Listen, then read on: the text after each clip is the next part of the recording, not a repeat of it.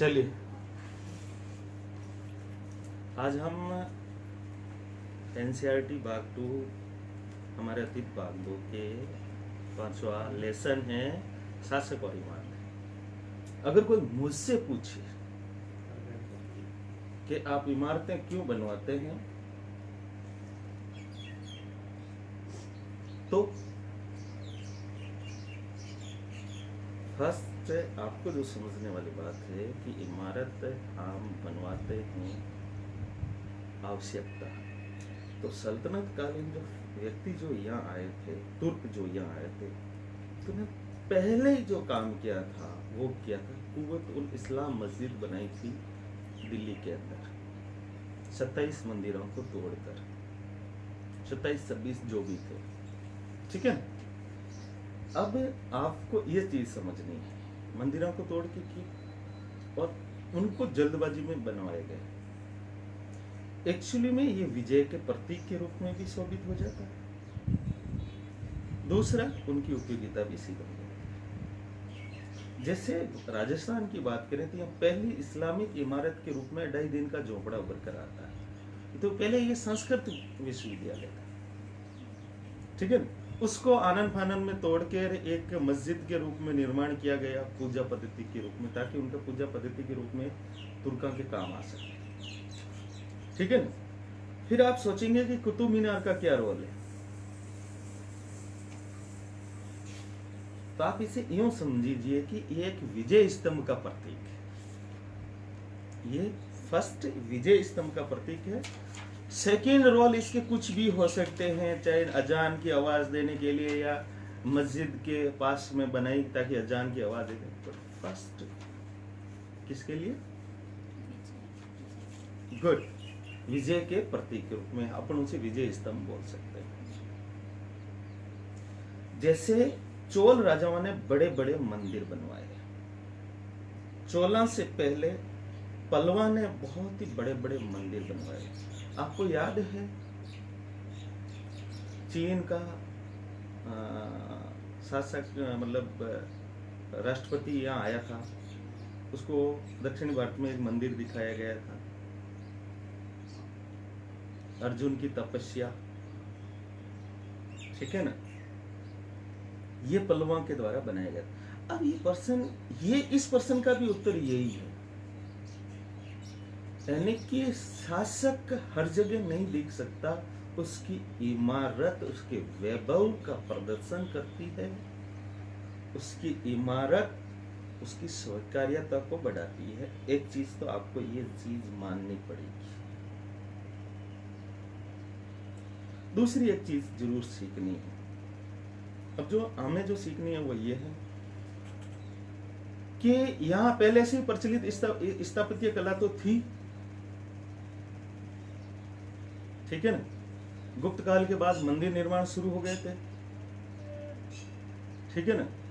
मौर्य काल के बाद मूर्ति निर्माण प्रक्रिया शुरू हो गई थी, तो मंदिर निर्माण यहाँ शुरू हो गए थे। यहाँ तुर्कों के आगमन से अर्थात इस्लामी कल्चर आगमन से स्थापत्य कला पर क्या प्रभाव पड़ा होगा, ठीक है ना।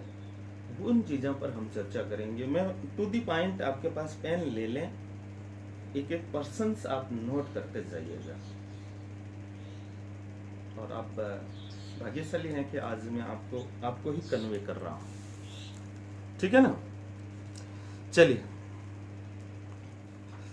आप ये किताब की शुरुआत ही करेंगे ना, तो उसमें सबसे पहले जो आपको चित्र दिखेगा वो दिखेगा कुतुब मीनार का, ठीक है। कुतुबुद्दीन ऐबक ने लगभग 1199 में इसका निर्माण करवाया। अब सोचिए, एक्चुअली में 1192 तराइन के 2 युद्ध हुए थे, जिसमें पृथ्वीराज तृतीय हार गया था और यहाँ तुर्की साम्राज्य की स्थापना हो चुकी थी, ठीक है।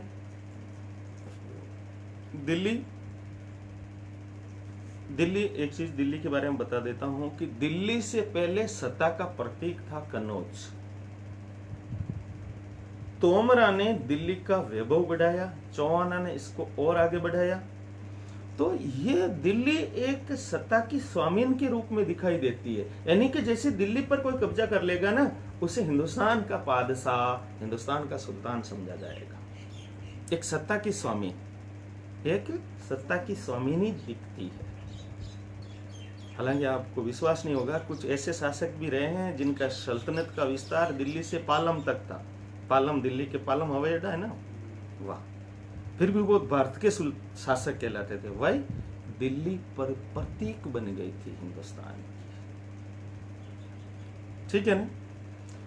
चलिए, यहां पर 1199 में इसका निर्माण करवाया। सज्जे के नीचे छोटे छोटे मेहराब और ज्यामिति के रूपरेखाओं द्वारा निर्मित नमूने देखे जा सकते हैं। और यहाँ पर अभिलेखा की 2 पट्टियां भी लिखी हुई हैं जो अरबी में है। मीनार का बाहरी हिस्सा घुमावदार और कोणीय है और ऐसी सतह पर अभिलेख लिखने के लिए काफी परिशुद्धता की आवश्यकता होती है। एक्चुअली में एक डायरेक्ट एक समतल पट्टी पर तो लिख सकते हैं, पर अगर कोई यूं लिखना हो, अगर यूं घुमावदार हो, तो वहां थोड़ी सी परिशुद्धता चाहिए। दूसरी, 800 वर्ष पूर्व केवल कुछ ही इमारतें पत्थर या ईंटा की बनी होती थी। 13वीं शताब्दी में कुतुब मीनार जैसी इमारत देखने वालों पर क्या प्रभाव पड़ा होगा, आप सोचिए। जिसने उस समय कुतुब मीनार देखी, उन्होंने क्या सोचा होगा? ये नहीं सोचा होगा कि तुर्क बहुत बड़े वैभवशाली, शक्तिशाली थे। तो स्थापत्य प्रभाव डालता नहीं डालता मेंटली। जी, जैसे कि आप मेरे घर आते हैं और मेरा घर बिल्कुल बड़ा, मेहराब वगैरह वगैरह सब, तो आपके दिमाग में क्या आएगा? शक्तिशाली आ जाऊंगा, नहीं आ जाऊंगा? प्रतीक होती है। चलिए, एक चीज जो आपको हम शुरू करें उससे पहले और समझनी है। देखिए, हमारे स्थापत्य में तुर्क जो यहाँ आए थे, ठीक है, यहाँ आप देखेंगे कि हमारे स्थापत्य में एक मंदिर होता है, मंदिर के आगे बरामदा होता है। मस्जिद में मंदिर यानी गर्भगृह नहीं होता, बाकी बरामदा तो एज इट इज रहता है। तो ज्यादा कुछ परिवर्तन किए बिना मंदिर को मस्जिद में परिवर्तित किया जा सकता है। तो प्रारंभिक जो भी मस्जिदें बनी थी ना, मैंने बताया था कुवतुल इस्लाम मस्जिद है या अढ़ाई दिन का झोपड़ा है, वो आनन फानन में परिवर्तन करके ही बनाई गई थी। ठीक है। फिर एक तुर्की स्थापत्य की एक अद्भुत विशेषता ये थी कि उन्होंने मेहराब पद्धति को लेकर आए। दूसरा, चुनने का प्रयोग उन्होंने शुरू करवाया था। ठीक है। तभी इतनी बड़ी इमारतें सुरक्षित रूप से अभी भी खड़ी है। प्रश्न वही वापस, अगर आप 13वीं सदी में होते हैं, 13वीं सदी में घर की कल्पना क्या कर सकते हैं? आप कच्चे घर में घास फूस में रहते होंगे और पहली बार कुतुब मीनार देखते तो तुर्कों के बारे में क्या अनुमान लगाते? क्या उसकी शासन सत्ता को स्वीकार करते कि नहीं करते? कर लेते। बस ये इमारतों का सबसे बड़ा महत्व होता है। चलिए, 8वीं और 18वीं शताब्दियों के बीच राजाओं और उनके अधिकारियों ने 2 तरह की इमारतों का निर्माण करवाया।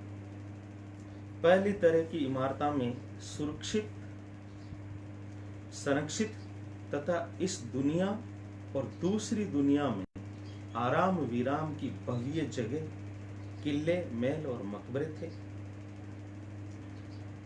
इस दुनिया और दूसरी दुनिया, इस दुनिया मतलब प्रेजेंट टाइम हम जी रहे हैं, दूसरी दुनिया मतलब मरने के बाद।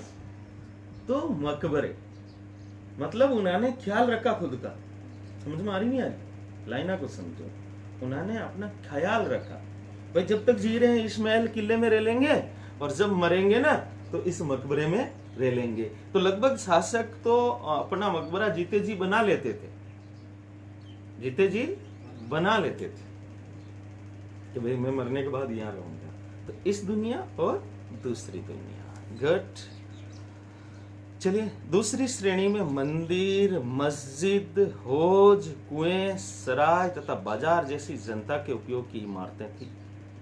राजाओं से यह अपेक्षा की जाती थी कि वे अपनी प्रजा की देखभाल करेंगे तथा प्रजा के उपयोग और आराम के लिए इमारतों का निर्माण करवाकर राजा उनकी प्रशंसा पाने की आशा करते थे। समझ में आ रही नहीं? आज एक बहुत बड़ी सराय का निर्माण कराया, राजा प्रजा से प्रशंसा पाने की आशा करते हैं। यह एज स्वीकार्यता बढ़ाना, एज स्वीकार्यता बढ़ाना। चूंकि आप खुद सोचिए, एक किसान जो दिन भर मेहनत करता है, वो जब फसल पकती है उसका 1/3 हिस्सा वो व्यक्ति मांगता है जो उसको वो जानता ही नहीं है। तो ये कौन कहता है कि इसको देना चाहिए? उनमें से एक ये स्वीकार्यता, चाहे किले महल हो उसके द्वारा, हालांकि सैनिक तत्व तो है ही, पर ये स्वीकार्यता सबसे महत्वपूर्ण थी। चलिए, इस तरह के निर्माण कार्य व्यापारियों सहित अन्य व्यक्तियों के द्वारा भी किए जाते थे। वे मंदिरों, मस्जिदों, कुआं का निर्माण करवाते थे। परंतु घरेलू स्थापत्य व्यापारियों की विशाल हवेलियां के अवशेष 18वीं शताब्दी से ही मिलने शुरू होते हैं। अपनी शेखावटी की जो हवेलियां है ना, वो अब जैसे कि अपने यहाँ राजस्थान की बात करें, तो राजस्थान की बात करें तो आपको ये पता चलेगा कि व्यापारियों ने यहाँ मंदिर बनाए। रणकपुर के मंदिर, देलवाड़ा के मंदिर, ये सारे व्यापारियों ने तो बनवाए। समझ में आ रही नहीं आ रही? ये व्यापारियों ने ही बनवाए। व्यापारी ऐसा क्यों करते थे?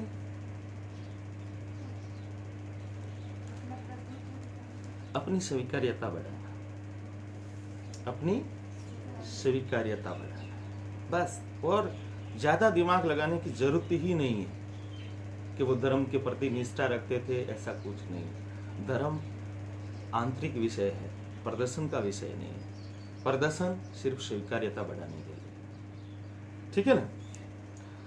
चलिए, अभियांत्रिक कौशल तथा निर्माण, इंजीनियरिंग की तो चाहिए।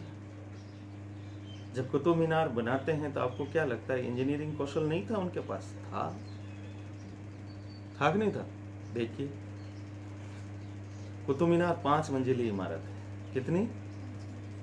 अभिलेखा की पट्टियां इसके पहले सज्जे के नीचे हैं। ये ध्यान रखना, ये परीक्षा में पूछा जा सकता है। 5 मंजिली, पहला सज्जा, मैंने कि जैसे कि ये इमारत बनी, यहाँ पहला सज्जा, तो एक मंजिल, दूसरी मंजिल की शुरुआत जहाँ हुई थी यहाँ पहला सज्जा, तो इसके नीचे यहाँ पट्टियां हैं। इस इमारत की पहली मंजिल का निर्माण कुतुबुद्दीन ऐबक, शेष मंजिलों का निर्माण 1229 के आसपास इल्तुतमिश द्वारा करवाया गया। 1229। ध्यान रखना, इल्तुतमिश के बारे में आपको ये जानना चाहिए कि इल्तुतमिश को दिल्ली सल्तनत का वास्तविक संस्थापक कहा जाता है, क्योंकि उसे नाम दिया कुतुबुद्दीन ऐबक। जैसे कि गुलाम वंश का पहला शासक किसे मानते हैं? कुतुबुद्दीन ऐबक को। मैं थोड़ी इसे आउट ऑफ पार्ट बात समझा रहा हूं, है ना? गुलाम वंश का पहला शासक कुतुबुद्दीन ऐबक को कहा जाता है। बट आपको थोड़ी सी ये बात सोचनी होगी कि कुतुबुद्दीन ऐबक जो है, उसकी राजधानी लाहौर थी। दूसरी, जब वो शासक बना था गुलामी से मुक्त नहीं था, उसने ना तो नए सिक्के डाले थे, ना ऐसा कुछ किया था। इल्तुतमिश ने राजधानी दिल्ली लाया, नए सिक्के डाले, और आपको पता है राजा परिवर्तित हो गया है, आम जनता में सिक्का के द्वारा ही पता चलता है। अब तो इंटरनेट हो गया, आपके पास सोशल मीडिया हो गया, पर तो उस समय राजा चेंज हो गया है, वो कैसे पता चलता था? सिक्का के द्वारा, ठीक है? तो उसने सिक्के डाले। और तो और इस्लामिक दुनिया में सुल्तान यानी कि शासक की अनुमति खलीफा द्वारा प्रदत्त होनी चाहिए, खलीफा मान्यता देनी चाहिए। उसने खलीफा से भी मान्यता प्राप्त की। तो उसी आवेश में इल्तुतमिश ने उसी आवेश में इस मीनार को आगे बढ़ाया और इसका पूरा करवाया। समझ में आ रही है मेरी बात? कई वर्षों में ये इमारत आंधी, तूफान और भूकंप की वजह से क्षतिग्रस्त हुई। अलाउद्दीन खिलजी, मोहम्मद तुगलक, फिरोज तुगलक, इब्राहिम लोदी ने इसकी मरम्मत करवाई। अब प्रश्न यहां आपसे पूछा जा सकता है कि कुतुब मीनार से जुड़े हुए शासक कौन कौन से? तो Qutbuddin Aibak, Iltutmish, Alauddin Khilji, Mohammad Tughlaq, Firoz Shah Tughlaq, Ibrahim Lodi. That's right, good. तो यहाँ एक कंसेप्चुअल पर्सन अगर आपसे पूछे ना बात, वो मैं अभियांत्रिकी के बारे में बात कर रहा था, तो कुछ और बात बताता हूँ आपको कि अकबर ने आगरे का किले का निर्माण करवाया था।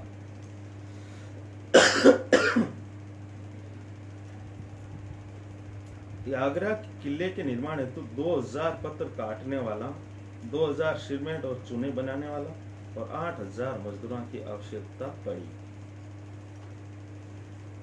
ठीक है ना?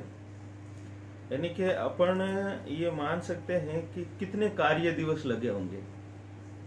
कार्य दिवस समझता नहीं, एक मजदूर जब एक दिन काम करता है तो वो कार्य दिवस कहलाता है। 100 मजदूर एक दिन काम करते हैं तो 100 कार्य दिवस कहलाते हैं। तो आप इस लाखों की संख्या में पहुंच जाते हैं कार्य दिवस। समझ में आ रही ना? चलिए, स्मारकों से हमें उनके निर्माण में प्रयुक्त शिल्प विज्ञान का भी पता चलता है। सत का ही उदाहरण ले लें। हम 4 दीवारों के आर पार लकड़ी की सहतीर या एक पत्थर की पट्टियां रखकर छत बना लेते थे। सहतीर प्रणाली तो अभी भी है ना, लेकिन कार्य उस समय बहुत कठिन हो जाता है जब एक विस्तृत अधिरचना वाले विशाल कक्ष का निर्माण करना है। छोटे छोटे कमरे बनाने हैं तो पट्टियां रख देंगे अपन। इसके लिए अधिक परिष्कृत कौशल की जरूरत होती है। 7वीं 10वीं शताब्दी के मध्य वास्तुकार भवना में और अधिक कमरे, दरवाजे और खिड़कियां बनाने लग गए। छत, दरवाजे, खिड़कियां अभी भी 2 ऊर्ध्वाधर खंभा के आर पार एक अनुप्रस्थ सातिर रखकर बनाए जाते थे। नॉर्मली ये जो खिड़की बनी हुई नहीं है, ये सातिर, जैसे 2 पट्टियां यूं रख दी, एक पट्टी यूं रख दी। ठीक है ना? वास्तुकला की यह शैली अनुप्रस्थ टोडा प्रणाली कहलाई। 8वीं से 13वीं शताब्दी के बीच मंदिरा, मस्जिदा, मकबरा, सीढ़ीदार कुआं से जुड़े भवना के निर्माण में इस शैली का प्रयोग हुआ।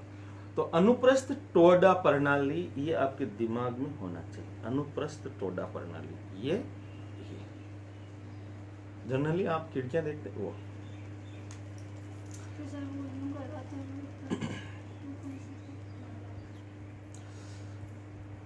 चलिए आगे बढ़ते हैं। अब समझ में आना चाहिए 12वीं शताब्दी में 2 प्रौद्योगिकी एवं शैली संबंधी परिवर्तन दिखाई देने लगे। दरवाजा और खिड़कियां के ऊपर की अधिरचना का भार कभी कभी मेहराबों पर डाल दिया जाता था। अब मेहराब प्रणाली आई।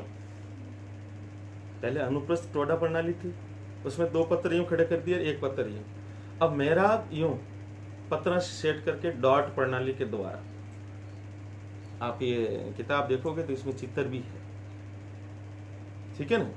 ये परिवर्तन आया, ये जरूर आप ध्यान रखेंगे। मेहराब वास्तुकला का ये चापाकार रूप था। और दूसरा प्रयोग क्या हुआ? निर्माण कार्य में चूना पत्थर सीमेंट का प्रयोग बढ़ गया।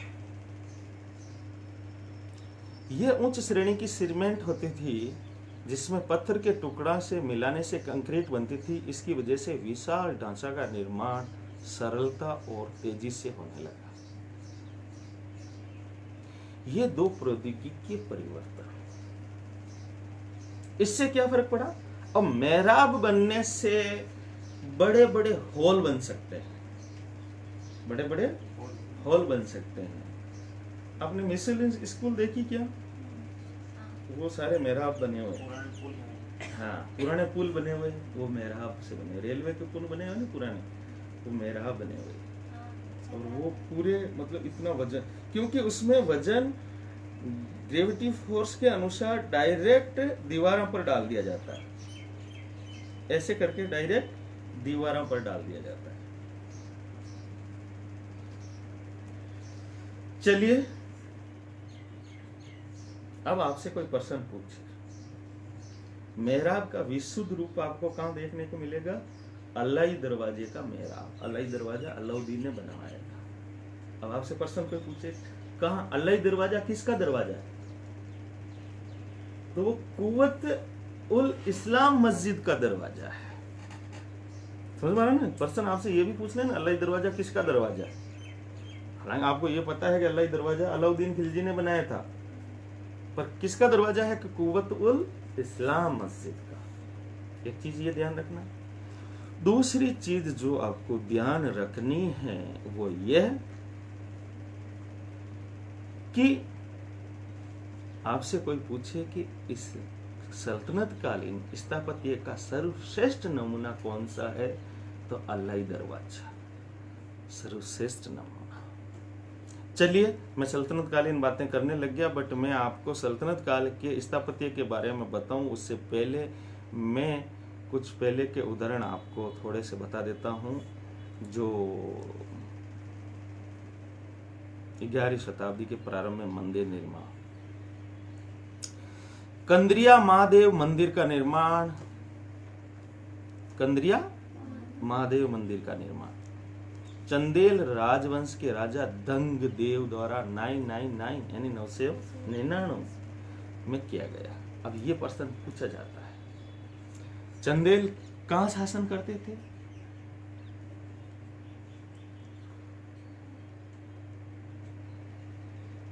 चंदेलिया की राजधानी कहां थी?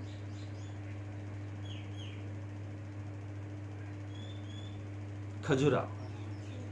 ठीक है ना? तो अब आपसे प्रश्न कोई पूछे खजुराहो का सर्वश्रेष्ठ मंदिर कौन सा है? कंद्रिया महादेव का। सेकंड आपसे प्रश्न पूछे कंद्रिया महादेव का निर्माण किसने कराया? दंग देव, DHAND, दंग। समझ में आई? दंग देव। कब कराया? 999। समझ में आ रही है मेरी बात? गुड। मंदिर की एक अलंकृत द्वार से इसमें प्रवेश भाग और मुख्य सभा भवन जहाँ नृत्य का आयोजन होता था तक पहुंचा जा सकता है। प्रमुख देवता की मूर्ति मुख्य मंदिर में रखी जाती थी। मुख्य मंदिर यानी जिसे गर्भगृह बोलते हैं ना, जहाँ देवता की मूर्ति रखी जाती है ना उसे गर्भगृह बोलते हैं। धार्मिक अनुष्ठान इसी जगह संपन्न किए जाते थे। इसमें केवल राजा और निकटतम परिवार और पुरोहित एकत्रित होते थे। आपको पता है, आपको गर्भगृह में प्रवेश करने की अनुमति नहीं होती, वहाँ पुजारी ही खड़े होते हैं। बड़े बड़े मंदिर में जाओगे ना तो आप वहाँ, जैसे आप कभी गए वहाँ महाकाल मंदिर, वो इतने दूर से दर्शन करवाते हैं, तो वो एक्चुअली में गर्भगृह में। अब यहाँ पर भी देखिएगा, यहाँ पर भी एक सोशल इंक्रीमेंट मिलता है, यानी कि आप जैसे बड़ा व्यापारी है, उस मंदिर को बड़ा दान दिया है तो वो गर्भगृह में प्रवेश करता है। अब गर्भगृह में वो प्रवेश करता है तो उसकी समाज में उसकी पेट भी बढ़ती है। ठीक है ना? तो ये मंदिर भी एक्चुअली में सामंतवाद को बनाए रखने का एक आधारिक संरचना का काम करता था। तो शायद आप थोड़ा सा सोचेंगे ना, समझ में आएगा। सामंतीय संरचना को बनाए रखने का एक आधारिक संरचना का काम करता था। जैसे आप मंदिर के दर्शन करने के लिए गए, आप गए, अंदर ठाकुर साहब और पुरोहित खड़े, समझ में आ रहा नहीं यार? तो आप में और उसमें कुछ तो गैप हो गया कि नहीं हो गया? ये सामंतवाद की आधारिक संरचना बनाने में ये मंदिर निर्माण भी महत्वपूर्ण भूमिका निभाते हैं। चलिए, धार्मिक अनुष्ठान इसी जगह संपन्न होते थे। चलिए, जहाँ सामान्य खजुराहो में समूह में राजकीय मंदिर सम्मिलित थे, जहाँ जनमानस को जाने की अनुमति नहीं थी। चलिए, इसी तरह का मंदिर है एक तंजौर का राजराजेश्वर मंदिर। तंजौर का राजराजेश्वर मंदिर। मैं आपके लिए एक प्रश्न छोड़ता हूं। प्रश्न ये है, प्रश्न तो मैं बता रहा हूं कि तंजौर का राज स्थापत्य कला की 3 शैलियां हैं। मंदिर निर्माण की 3 शैलियां हैं, नागर, द्रविड़ और बेसर। नागर उत्तरी भारत में प्रचलित है, द्रविड़ दक्षिणी भारत में प्रचलित है और बैसर इनका मिश्रित रूप है। ठीक है ना। मेरा प्रश्न इतना है, दंगदेव ने कौन सा मंदिर बनाया? कंद्रिया महादेव। कंद्रिया महादेव का मंदिर किस शैली का उदाहरण है, ये आप ढूंढ लेना। ठीक है, चलिए। तंजौर के राजराजेश्वर मंदिर का शिखर उस समय के मंदिरों में सबसे ऊंचा था। और मंदिर का शिखर ऊंचा बनाने की जरूरत कहां थी?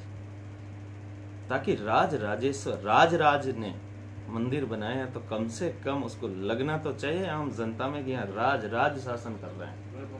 यस, इसका निर्माण कार्य आसान नहीं था, क्योंकि उन दिनों कोई क्रेन नहीं थी और शिखर के शीर्ष पर 90 टन का पत्थर ले जाना इतना भारी होता था कि उसे व्यक्ति अपने आप उठाकर नहीं ले जा सकते थे। इसलिए इस काम के लिए वास्तुकारों ने मंदिर के शीर्ष तक पहुंचने के लिए चढ़ाईदार रास्ते बनाए। स्लॉट रोलरों द्वारा भारी पत्थर इस रास्ते ऊपर ले गए, यानी 90 टन का पत्थर शीर्ष पर ले गए।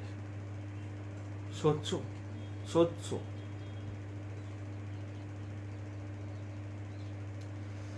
इस काम के लिए 4 किलोमीटर से ज्यादा लंबा पथ तैयार किया गया था। यहाँ मंदिर निर्माण हो रहा है 4 किलोमीटर, वहां से भी पत्थर को ऐसे, समझ में आ रही बात? मंदिर बन जाने के बाद इसे गिरा दिया जाता था। किसको?